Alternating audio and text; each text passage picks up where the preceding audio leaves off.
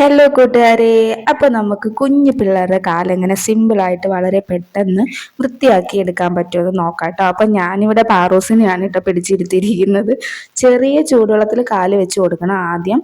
അപ്പോൾ ചെറിയ ചൂടുള്ള വെള്ളത്തിൽ കാലിട്ട് വെച്ച് കൊടുത്തിരിക്കുന്നതുകൊണ്ടാണ് കേട്ടോ ഈ ഒരു എക്സ്പ്രഷനുമായിട്ട് ഇവിടെ ഇരിക്കുന്നത്. അപ്പോൾ ഫസ്റ്റ് തന്നെ ഞാൻ ഇതിൻ്റെ അകത്തേക്ക് ഇട്ട് കൊടുക്കാൻ പോകുന്നത് കുറച്ച് കല്ലുപ്പാണ് കേട്ടോ. കല്ലുപ്പ് നമ്മൾ നല്ല രീതിയിൽ ഇട്ട് കൊടുക്കുക. അതിനുശേഷം നല്ല രീതിയിൽ തന്നെ ആ വെള്ളത്തിൽ കല്ലുപ്പ് അലിയിപ്പിച്ചെടുത്തിട്ട് നല്ല രീതിയിൽ തന്നെ അതിലിട്ട് നല്ല കഴുകിയെടുക്കുക കേട്ടോ. അതിനുശേഷം ഞാൻ എന്താ ഇതുപോലൊരു സ്ക്രബ്ബർ ഉപയോഗിച്ച് പാറുവിൻ്റെ കാല് നല്ലതായിട്ട് ഉരച്ച് തേച്ച് കഴുകുകയാണ് കേട്ടോ. നല്ല രീതിയിൽ തന്നെ രണ്ട് കാലും ഉരച്ച് തേച്ച് കഴുകുക. ഒരുപാട് വേദനിപ്പിക്കണ്ട, കുഞ്ഞി കാലുകളല്ലേ.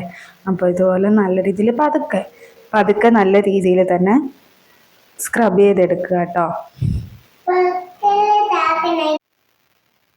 അതിനുശേഷം ഞാൻ ഇതുപോലെ 1 രൂപയ്ക്കുള്ള ഷാമ്പു 2 കാലിലുമായിട്ട് കുറേശ്ശെ ഒഴിച്ചു കൊടുക്കുന്നുണ്ട്. എന്നിട്ട് അതിനുശേഷം വീണ്ടും സ്ക്രബ്ബർ ഉപയോഗിച്ച് നല്ല രീതിയിൽ തേച്ച് കൊടുക്കുന്നുണ്ട് കേട്ടോ.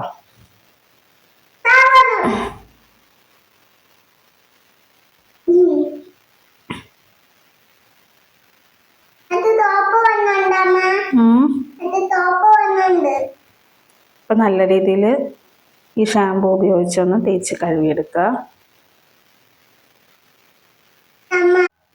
അതിനുശേഷം ഞാൻ ഇതുപോലെ ഒരു ബ്രഷിൻ്റെ അകത്ത് കുറച്ച് ഷാമ്പു എടുത്തിട്ട് നഖം വൃത്തിയാക്കി കൊടുക്കുകയാണ് കേട്ടോ. അപ്പോൾ എല്ലാ നഖവും നമ്മൾ നല്ല രീതിയിൽ വൃത്തിയാക്കി കൊടുക്കുക.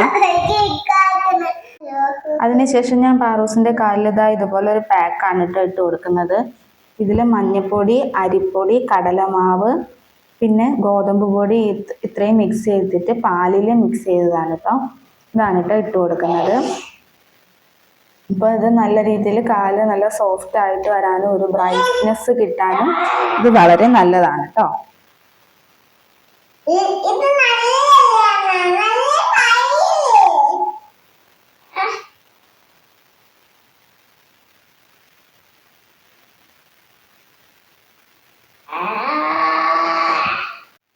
അതിനുശേഷം ഞാൻ യൂസ് ചെയ്യുന്നത് ഈ ഒരു സ്കിൻ ബ്രൈറ്റനിങ് ഓയിലാണ് കേട്ടോ. ഇത് വീട്ടിൽ തന്നെ ഉണ്ടാക്കിയിട്ടുള്ളതാണ്.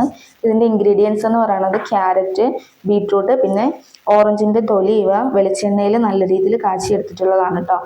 ഇത് ഒരു ഗ്ലൂട്ടാത്തയോൺ ഓയിൽ എന്ന് വേണമെങ്കിൽ പറയാം. നല്ലതായിട്ട് സ്കിന്ന് ബ്രൈറ്റ് ആക്കും, നല്ല രീതിയിൽ തന്നെ സോഫ്റ്റ് ആക്കും, നിറമൊക്കെ വെക്കും കേട്ടോ. കൊച്ചുകുട്ടികൾക്ക് വളരെ പെട്ടെന്നായിരിക്കും ഇതിൻ്റെ റിസൾട്ട് കിട്ടുക.